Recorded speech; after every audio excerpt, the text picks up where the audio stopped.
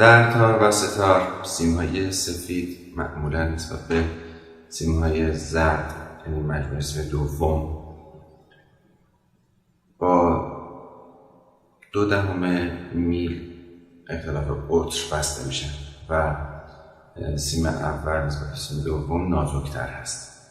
اگر از سیم‌های سفید با شماره 18، 19 یا 20 استفاده کنیم، به همین ترتیب شماره‌های 20، 21 و 22 رو برای سیم زرد یا قرمز میبندیم که این اصطلاح 18، 19 یا 20 به معنی 18 صدم میلیمتر هست. سیم‌های سفید در تار و ستار در چند مدل ارائه شدن و قابل استفاده هستند. مطمئناً بنا به شرکت سازنده ممکنه هر آلیاژی میزان ترکیباتش کمی با هم متفاوت باشه و این در جنس صدا تاثیر بسزایی داره. اما به طور کلی سیم‌های سفید که از جنس فولاد هستند در دنیای روکشدار و بدون روکش ارائه میشن.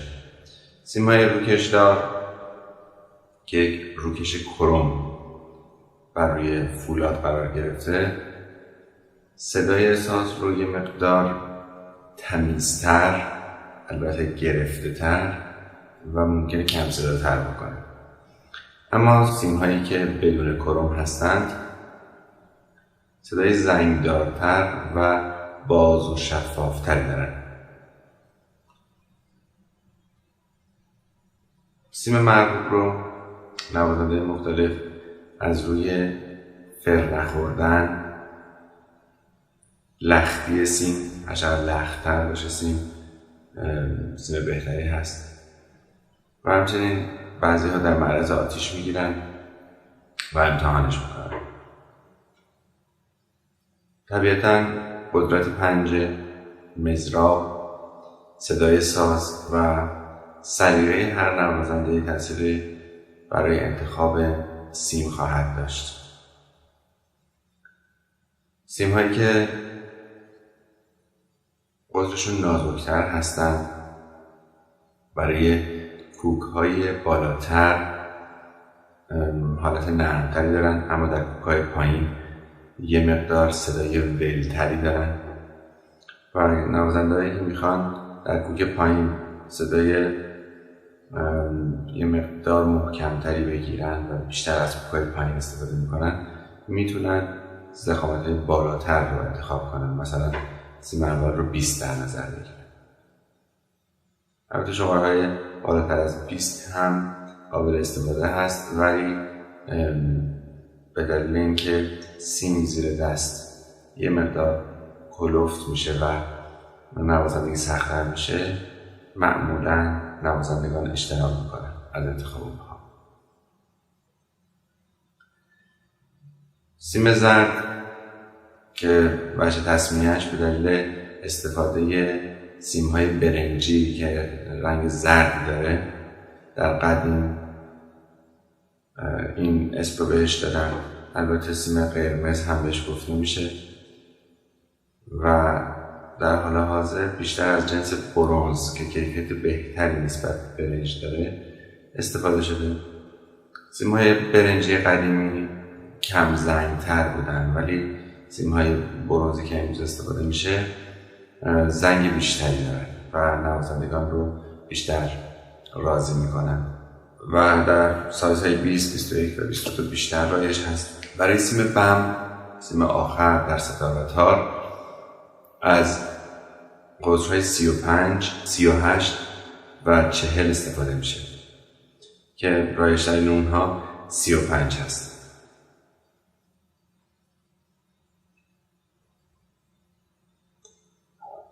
در گذشته سیم‌های صنعتی برای تار و ستار استفاده میشد. این سیم‌ها کاربردی در لاستیک سازی، لاستیک دوچرخه و لاستیک موتورسیکلت داشتن یا در فنرسازی به کار میرفتن. طبیعتاً این نوع سیم‌ها چون خاصیت موسیقایی نداشتن و درجه های کشسانیشون برای موسیقی مناسب نبود، یا زود کوک رو از دست میدادن یا عمرشون بسیار کم بود. و بعدها دو شرکت وبر فرانسوی و پیرامید آلمان با سفارش ایرانی ها سیم هایی که در مرکز هسته اصلی سیم های فنری پیانو به کار میرن رو برای این منظور و استفاده در تار و ستار ارائه کردند. این سیم های فنری پیانو دور سیمی که حالا ما استفاده میکنیم برای تار و ستار یک فنر کشیده میشه و اون هسته مرکزی برای تار و ستار استفاده داره. اگر نوازندگان بخوان از شماره های فرد برای تار و ستار استفاده کنن و اختلاف فرد داشته باشن، مثلا سیم 19 برای سیم اول استفاده کنن و سیم 20 برای سیم دوم، یعنی با اختلاف 1/10 میر، نیاز به گوشی های دقیق برای کردن دارن. همچنین باید در نظر بگیرن که با 1/10 اختلاف باید خرک ساز خیلی دقیق تر باشه که پرده ها در قسمت پایین دسته در دو سیم اول و سیم دوم بتونن خوب کوک بشن و نسبتشون دقیق برقرار بشه. چون ممکنه مثلا پرده 2 در وسط دسته در سیم اول کاملا ژوست بکنه ولی در سیم دوم ناکوک باشه. سیم اول در ستار و 2 سیم اول در تار رو در قدیم به وتر هاد مینامیدند. سیم دوم در ستار و 2 سیم وسط در تار به وتر زیر معروف بود. سیم سوم در ستار امروزی و سیم پنجم در تار امروزی به وتر مشتاق یا وتر زنگ معروف هستند که وجه تسمیه‌شون به یک موسیقیدان در دوره زندیه برمیگرده، مشتاق علی شاه، که بسیار هنرمند والایی بوده و ستار رو با مهارت می‌نواخته. ابوالحسن صبا اولین نفری هست که این وجه تسمیه رو اطلاق میکنه و معتقد بوده که مشتاق علی شاه سیم رو اضافه کرده به ستار. اما به هر حال جز مشتاق علی شاه هر کسی هم این کار رو کرده مطمئناً به احترام مشتاق علی شاه اسم مشتاق رو برش گذاشته و این تغییر در ستار بسیار مورد تایید تمام نوازندگان قرار میگیره و ثابت میشه در ستار.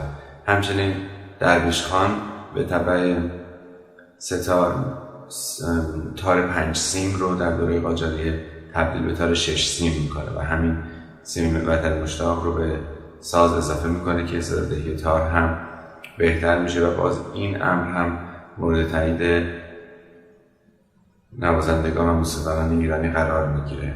چون موضوعی که وجود داره اینه که اکثرا هر گونه تغییری در این سازهای سنتی اگر مورد تایید همه قرار نگیره بعد از مدتی به زودی فراموش میشه و استفادهش از بین میره و سیم آخر یعنی بالاترین سیم در ستار و تا به وتر بم معروف هست. عمر سیم ها بستگی به مقدار نوازندگی در روز و همچنین میزان رطوبت و دما بستگی خیلی زیاد داره و معمولا نوازندگان حرفه‌ای بعد از چند روز مجبور به عوض کردن سیم ها هستن که بتونن با تعویض اون صدای ژوستری رو از سازشون بگیرند. اما نوازندگان غیر حرفه‌ای و کم تمرین معمولا بعد از چند ماه باید سیم ها تغییر بدن و عوض کنن.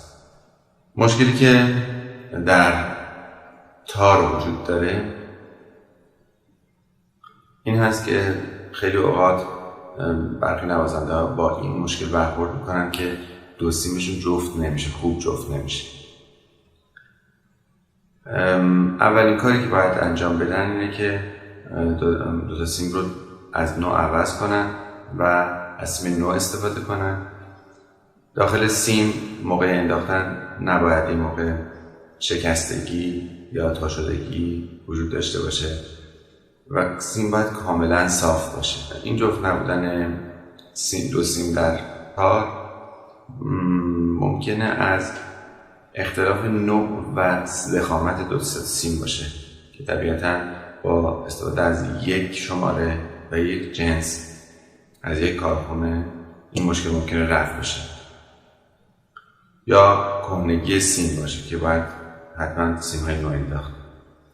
یا همسان نبودن پرده یا مبرق قرار گرفتن پرده باشه.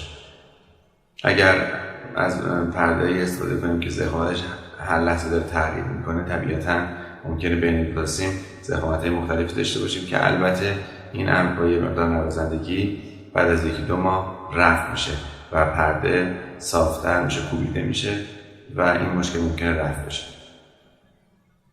همچنین این اختلاف کوک دو تا سیم ممکنه به ناهمسان بودن ارتفاع دو سیم در خرک برگرده یا در شیطنک نسبت به دسته.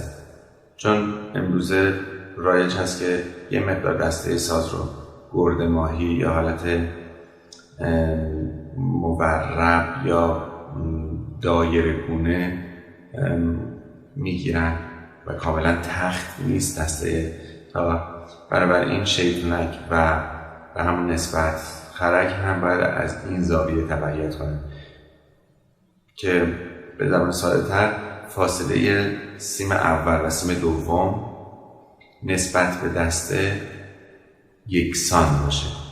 اگر خرک صاف رو در نظر بگیریم و دسته گرد ماهی، مطمئنا سیم اولمون فاصله‌اش تا دسته بیشتر از سیم دوم خواهد بود و همین باعث ناکوکی در پرده ها میشه. حتی اگر ما دو سیممون هم دست باز جفت کنیم، موقعی که پرده ها رو میزنیم ناکوکی احساس میکنیم. البته یه مقدار اختلاف جزئی بین دو تا سیم در هنگام جفت کردن باعث پرتر صدا دادن ساز خواهد بود. چون اگر ما دقیقاً دو تا سیم رو یکی کنیم صدای نازکتری خواهیم داشت. علت دیگه جفت نشدن سیم ها نشست پوست در قسمت خرک، مخصوصاً در قسمت سیم بم که فشار بیشتری روی خرک میاره ممکنه ایجاد کنه که طبیعتاً در هنگام انداختن پوست تار بعداً در ویدیویی انداختن پوست تار رو توضیح خواهیم داد. باید موقع کشیدن پوست در هنگام انداختن پوست در قسمتی که سمت سیم بم هست پوست باید بیشتر کشیده بشه که موقعی که سیم ها قرار میگیرن خرک صاف قرار بگیره. در ستار کوک ما معمولاً کمتر از تار در میره.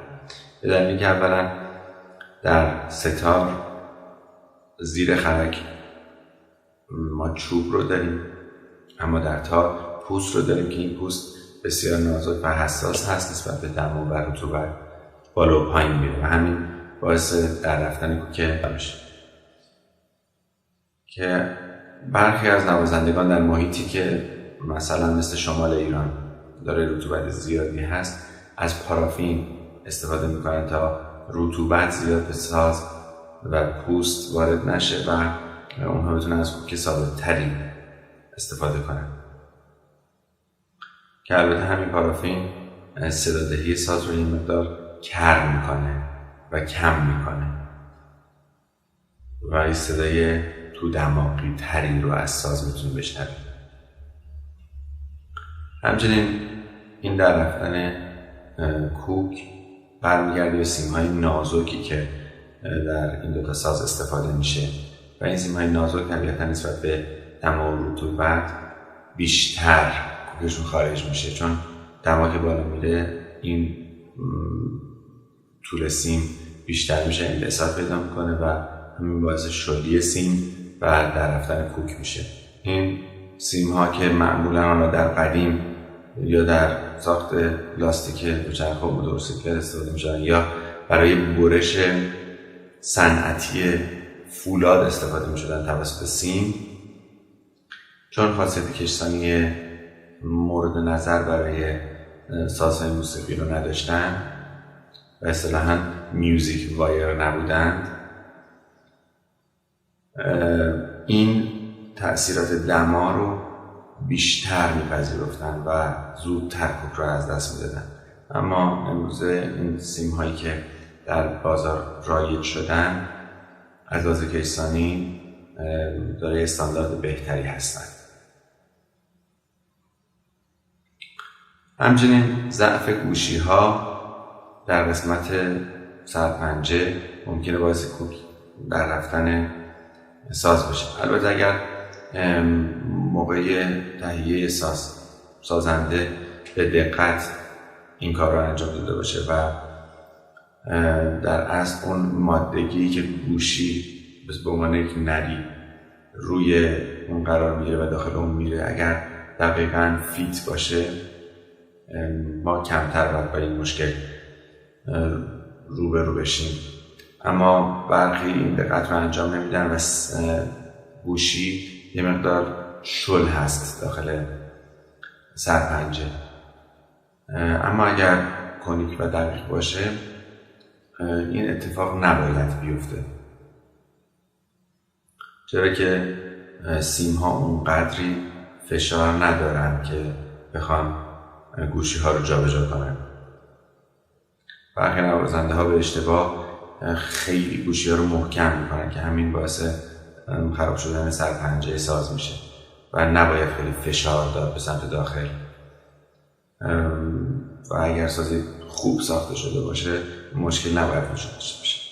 البته در ستار به دلیل اینکه طول قسمت مادگی بیشتر هست، یعنی اون ضخامت دسته کامل شامل میشه و گوشی کاملا درگیر میشه با اون محیط مادگی، این در رفتن کمتر اتفاق میفته. اما در تار چون این ضخامت به نسبت با قطر گوشی کمتره، یعنی در دو قسمت بالا و پایین سرپنجه ما تماس گوشی با سرپنجه رو داریم، ضریب استکاک طبیعتاً پایین میاد و این باعث میشه که گوشی راحت تر بتونه جابجا بشه و تغییر کنه.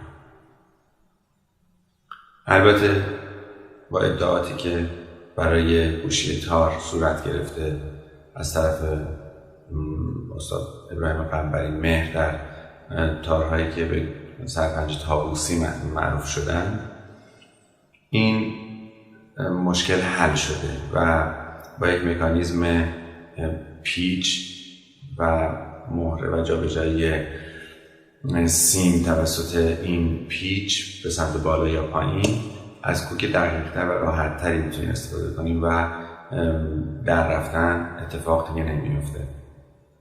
یا در مکانیزمی که احتمالاً آقای ثاقبی اون رو ابداع کرده که نوع آلمانی اون هم وجود داره و به سرپنجه فلزی معروف شده که البته سیستم و مکانیزم تار از لحاظ ظاهری اونچنان عوض نمیشه، ولی ما میتونیم راحت تر این کوک رو انجام بدیم و دیگه نیاز به اون فشار به سمت داخل برای سفت کردن گوشی وجود نداره و گوشی راحت تر حرکت میکنه. دلیل دیگه در کردن کوک در تار شکست سیم روی شیطانک است که این شکست در سیم‌های مختلف به دلیل اینکه موقعیت گوشی‌ها کاملا متفاوت هست در تار باعث شده شکست ها و ضریب شکست های متفاوتی اتفاق بیفته و همین باعث میشه که در برخی از سازها سیم روی شیطنک به اصطلاح گیر کنه در یک مقاطعی و مثلا نوازنده موقع کوک کردن خیلی ظریف هم که جابجا میکنه در یک مقاطعی میبینی که کوک کلا جابجا نمیشه، یعنی تغییر نمیکنه، گوشی داره جابجا میشه ولی کوک ثابت مونده. ولی بعد از یه لحظه ست کردن کوک یه دفعه مقدار زیادی جابجا میشه، به دلیل اینکه سیم در داخل شیطنک گیر کرده و بعد با فشار بیشتر یه دفعه آزاد میشه و کوک ما به مقدار زیادتری جابجا میشه و نمیتونیم کوک دقیقی داشته باشیم. در این موقع پیشنهاد میشه که با فشار دادن سیم توسط انگشت شست به سمت پوست ما بتونیم اون سیم رو آزاد کنیم و بعد دوباره کوک دقیق‌تری بگیریم و این کمتر کوک ما رو در میکنه. البته قدیمی ها معتقد بودن که تار رو باید 3 بار کوک کرد، حتی 3 تار رو همچنین، چون بعد از کوک اول و دوم تازه سیم جا میفته و در کوک سوم این دقت عمل بیشتر خواهد بود و ساز دیگه و سیم ها عادت میکنن به اون کوک و دیگه میتونن کوک رو نگه دارن. و همچنین از نورعلی برومند در این مورد روایت هست که ایشون همیشه معتقد بود که تار رو باید 3 بار کوک کرد. در تار معمولا 2 نوع خرک استفاده میشه، خرک سم و خرک شاخ موچ کوهی که نوع شاخ صدادهی بهتری داره. همونطور که میدونیم مهمترین بخش ساز خرک هست، البته من این اعتقاد رو دارم و سازنده ها دقتی که روی خرک میکنن اگر دقت بسیار بالایی باشه باعث میشه که صدادهی ساز تار بسیار کیفیتش بالا بره، به طوری که وقتی شما یک خرک خوب رو روی یک ساز معمولی میندازید باز میبینید صدادهیتون کاملا متحول میشه، به دلیل اینکه خرک ارتباط دهنده انرژی سیم به محیط همنواگر و کاسه ساز هست که این ارتباط اگر به دقت صورت بگیره و انرژی افت نکنه ما میتونیم صدادهی خیلی خوب و هماهنگی داشته باشیم. اما اگر این انرژی به خوبی به پوست منتقل نشه توسط خرک مطمئنا صدا کر میشه و صدای خوبی از ساز بیرون نمیاد. به خاطر همین هم هست که معمولا سازنده ها در ارائه خرک به خریدار خیلی با وسواس عمل میکنن و گاهی بعضی ها این کار رو اصلا انجام نمیدن و میگن که خرک های ما برای ساز خودمون قابل استفاده است، چون در اصل میدونن که این خرکه که خیلی در کیفیت ساز تأثیر میذاره و اگر کل مجموعه تار رو 100 نمره بخوایم بهش بدیم به نظر من 50 تا 60 نمره مربوط به خرک خواهد بود. امروزه از خرک‌های پلاستیکی یا فایبرگلاسی هم استفاده شده که به نظر من کیفیت مناسبی ندارن. خرک‌های پلاستیک که از پلاستیک سخت ساخته شدن معمولا صدا رو خیلی زنگدار میکنن و اونهایی که از فایبرگلاس استفاده شدن یه مقدار صدا رو بم میکنن و به کیفیت خرک شاخ نمیرسن.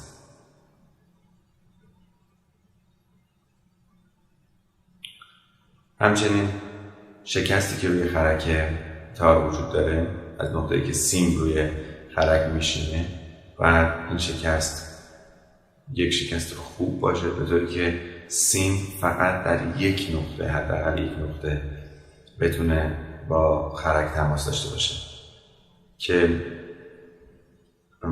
اگر این تعداد تماس بیشتر از یک نقطه باشه ممکنه یک صدای زنگ یا زنگ اضافی رو در ساز داشته باشه، مثلا در سیم دوم. به همین دلیل توصیه میشه که در هنگام انداختن پوست و گذاشتن خرک روی پوست یه مقدار خرک به سمت سیمگیر، یه جایی که دست موقع مضراب زدن قرار میگیره، کج بشه. یعنی سر خرک به سمت سیمگیر باشه و اگر ساز رو در حالت صاف بگیریم و افقی نگاه کنیم، خرکمون یه مقدار باید کجتر به سمت سیمگیر ساز باشه تا این نقطه تماس سیم و خرک به حداقل کاهش پیدا کنه. همچنین در قسمت شیطنک توصیه میشه که اون میزان شیاری که برای رد کردن سیم از روی شیطنک استفاده میشه زیاد تو رفتگی یا ضخامت نداشته باشه و قطرش زیاد نشه که سیم توش بازی نکنه و همین باعث زنگ زیاد ساز نشه.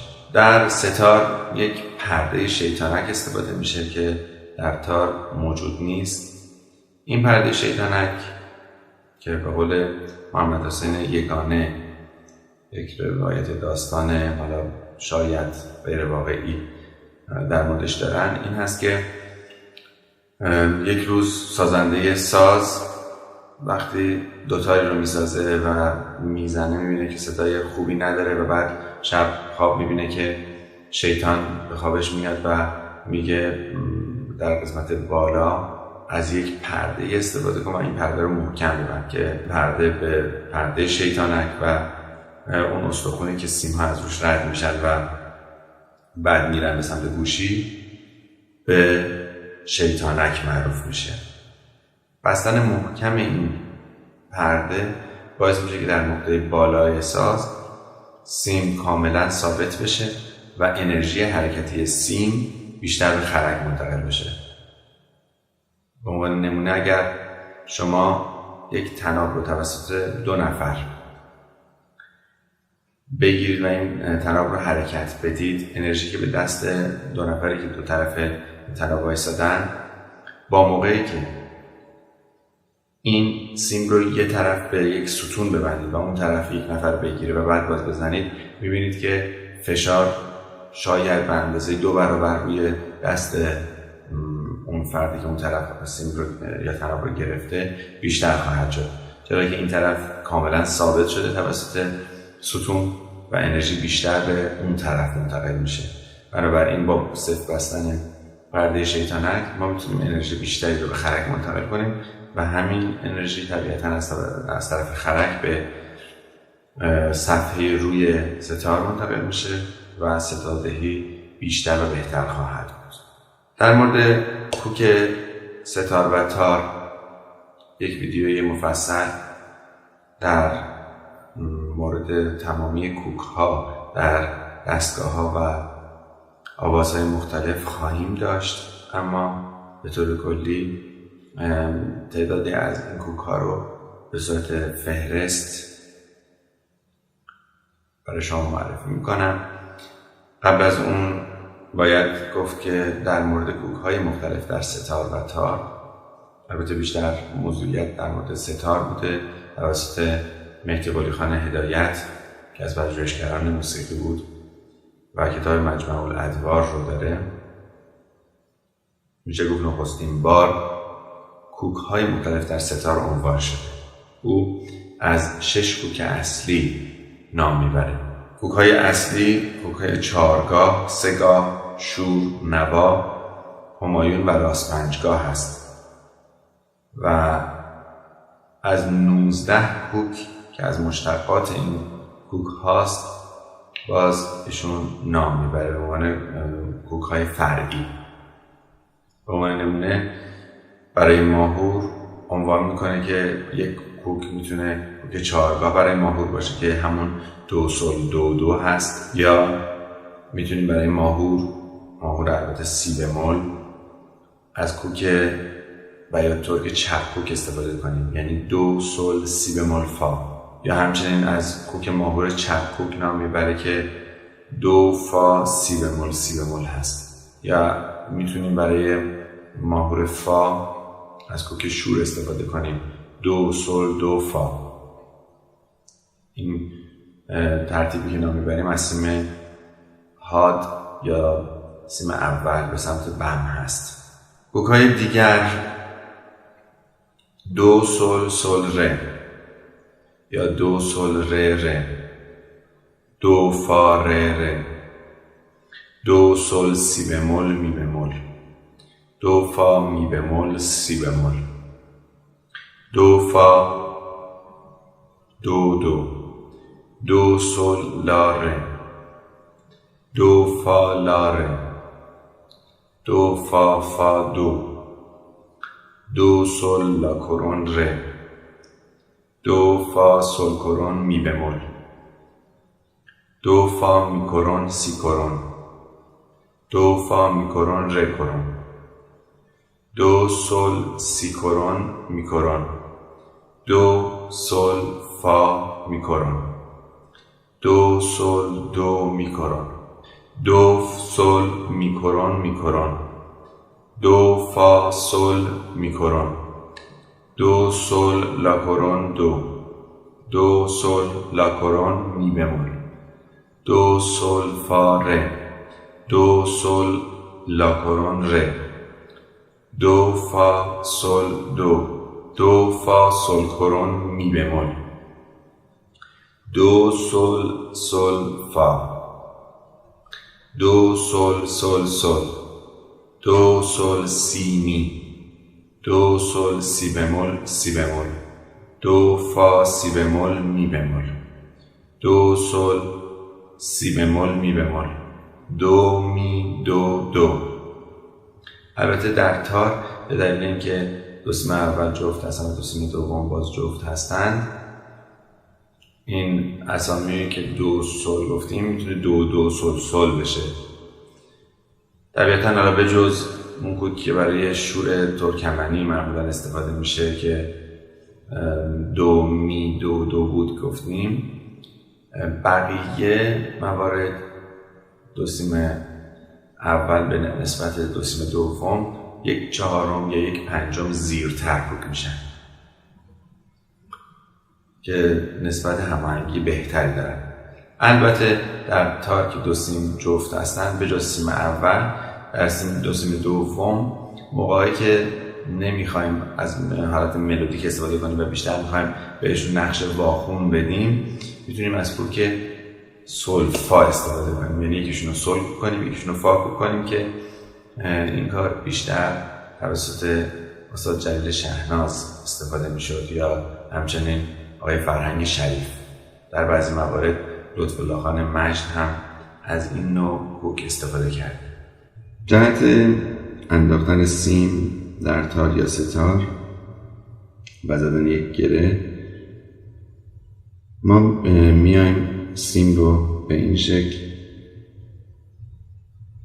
به صورت ضربداری قرار میدیم، یک حلقه این طرف ایجاد میکنیم. سیم ها تقریبا عمود به هم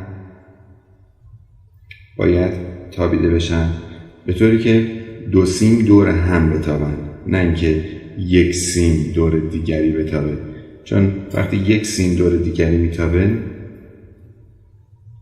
کوک به سرعت در میره و سیم شل میشه. این کار رو باید با دقت هلوش 10-11 باری تکرار کرد.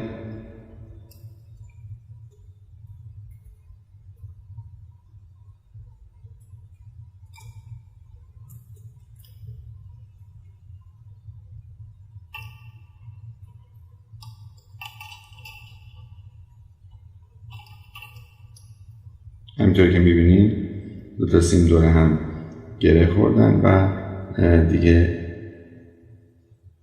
کوک در نخواهد رفت. البته استاد قنبری مهر، ابراهیم قنبری مهر که ابداعات بسیار زیادی برای ساخت تار و ستار و سازهای دیگه انجام دادن، دستگاهی رو ابداع کردن به نام سیمتاب که این کار رو خیلی آسون میکنه. این دستگاه سیمتاب همونطور که میبینید این قسمتش یک شیار بزرگتر داره که برای سیم بم یا 35 استفاده میکنیم. این قسمت که شیر نازکتری داره برای سیم های اول و دوم قابل استفاده هست.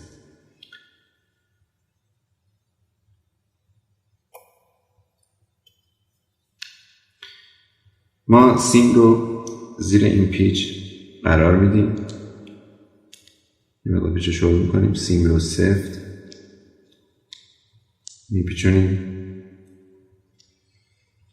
سفت که شد و ثابت شد، از دور این برجستگی رد میکنیم.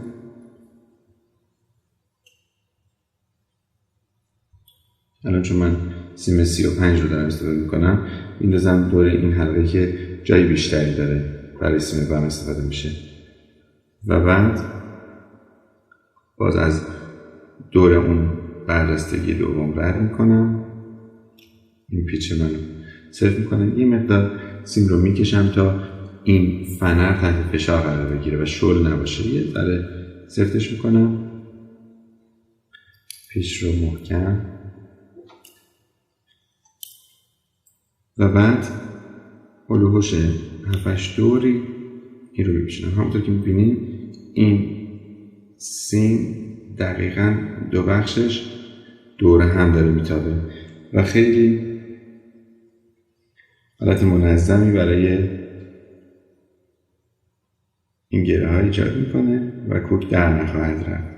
بعد که این کار انجام شد میتونم شروع کنم و سیمم آزاد کنم.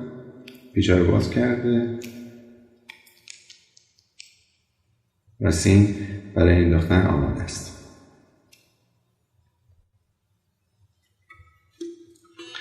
بعد از اینکه گره زده شد، برای انداختن سیم روی ستار ما این طرف رو که بهش سیم گیر میگیم، سیم رو دور شیر مربوطه قرار میدیم.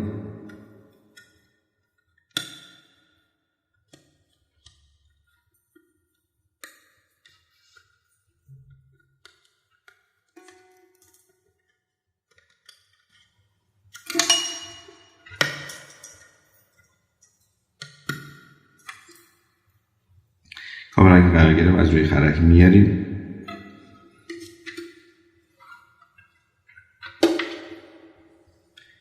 در قسمت بالا که اکثر سازها این پرده شیطانت رو دارن، سیم باید از زیر این پرده رد بشه و تا جایی که ممکنه این پرده رو باید سفت در نظر گرفت تا صدای ساز بهتر بشه.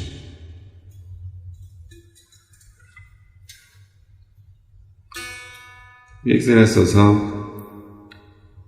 سازهایی هستن که با طرح سرپنجه قنبری و سرپنجه ویولونی ساخته شدن. اونها این پرده رو ندارن و حذف شده، چرا که سیم ها با شکستی به سمت داخل میان که مثل تار، سرپنجه تار، نیازی به این پرده دیگه احساس نمیشه. در اون صورت ما بعد از رد کردن از روی شیطانک به سمت گوشی ها میریم. یه سری از گوشی ها داره یک سوراخ هستند که سیم رو کافیه داخل اون سوراخ قرار بدیم و بعد گوشی رو برعکس عقربه‌های ساعت، یعنی به سمت بیرون سفت کنیم و بهتره که سیم ها از روی هم یه تعدادشون رد بشن که این حالت خودش یک قفلی ایجاد میکنه که سیم کمتر کوکش از دست میره و بعد سفت میکنیم تا اینکه بعد از سفت کردن بتونیم کوک دقیقی رو برای ساز قرار بدیم. اما برخی از سازها ممکنه گوشی این سوراخ رو نداشته باشه. در این صورت مجبور هستیم بعد از رد کردن از زیر پرده شیطونک باز یک گرهی ایجاد کنیم که البته این گره این بار زیاد مهم نیست و کافیه که یکی دو دور به این شکل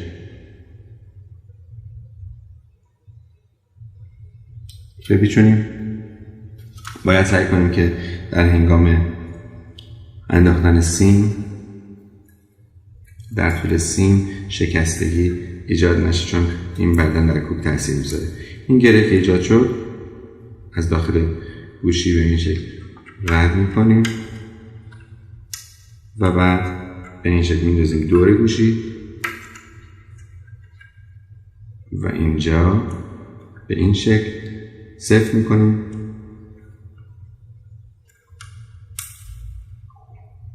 و کار تکمیل خواهد شد. برای تار همونطور که میبینید، برای اینکه پوست آسیب نبینه، ما زیر سیم ها میتونیم از یک تیکه چرم استفاده کنیم که نیمی از این چرم بعداً زیر بند خرک رفته و باعث میشه که موقعی که ساز میزنیم آستین ما توسط تیزی این سیم ها اذیت نشه و اگر هم آستین کوتاه هستیم دستمون روی اینها نگیره و اذیت نشه، یا بعضی ها که حساسیت پوستی دارن دلیل فلز آسیب نبینه دستشون یا پوستشون. همچنین بعضی ها از یک بخش پوست دف استفاده میکنن، زیر این قرار میدن، یا یک تیکه مقوا زیر این قرار میدن، یا چند لایه پوست تار رو روی هم میچسبونن و زیر اینها قرار میدن. بعضی هم از عکس رادیولوژی استفاده میکنن و یه تیکه میبرن این زیر قرار میدن. وقتی سیم گرهش زده شد، در قسمت سیمگیر میتونیم بندازیمش دور شیار مربوطه به این شکل و بعد از روی خرک در جای مربوطه در شیار مربوطه قرارش میدیم و بعد به سمت بالا دسته میاییم.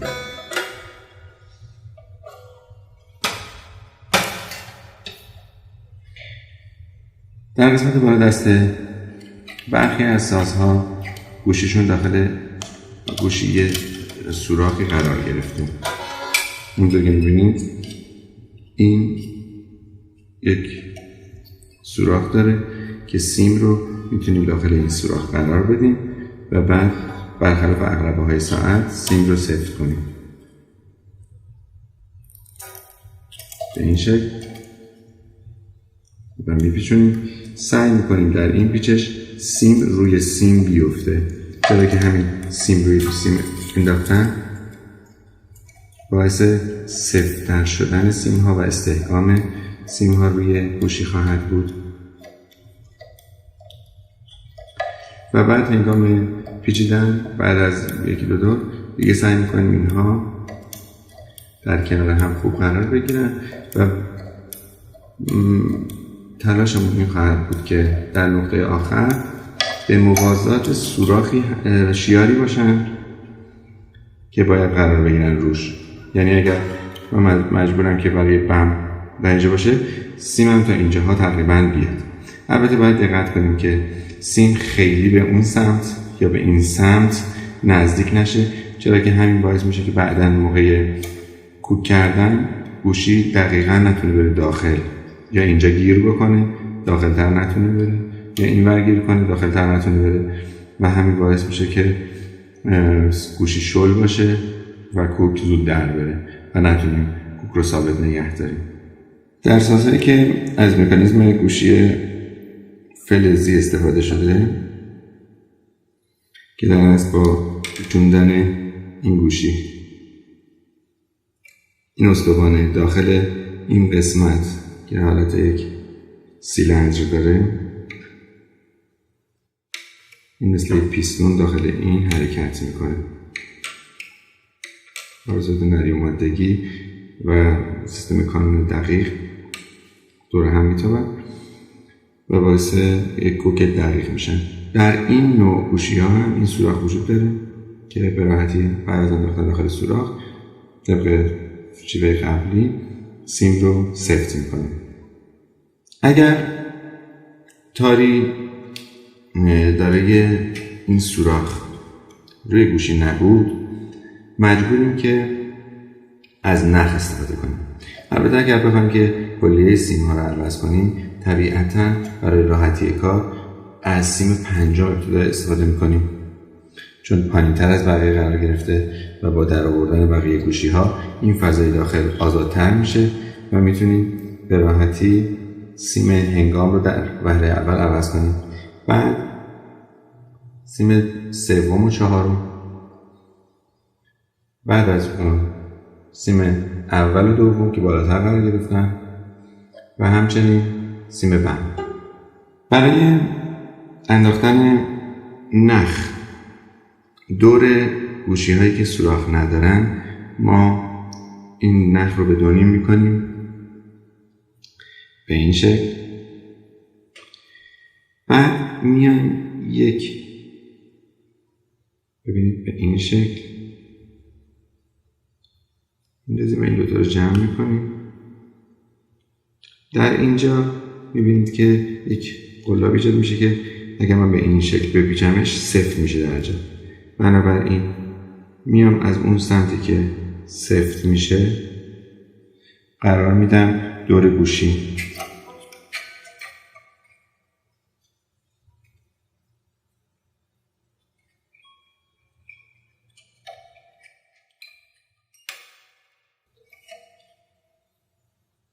و بعد که سفتش میکنم و گوشی رو به سمت برعکس عقربه‌های سرد میپیچم دیگه کاملا سفت خواهد بود. یکی دو دور هم این رو روی هم میپیچم. بعد این آماده هست که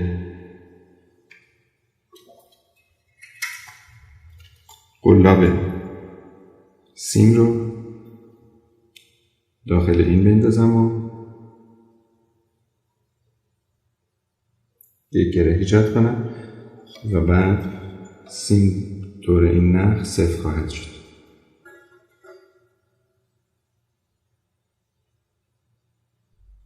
نخ افتاد دور این قلاب سفتش میکنم و یک گره دورش میزنم.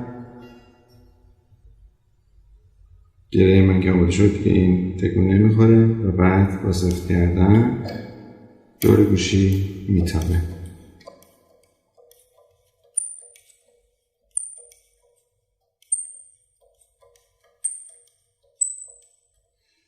برای اینکه بعضی از گوشی ها صدای جیر جیری میکنن یا خوب سفت نمیشن ما میتونیم پودر بچه دور این گوشی بزنیم یا از کلیفون استفاده کنیم یا کلیفون آشای ویولون رو دور بر این یا داخل مادگی بزنیم که بعد موقع حرکت نرمتر حرکت کنم.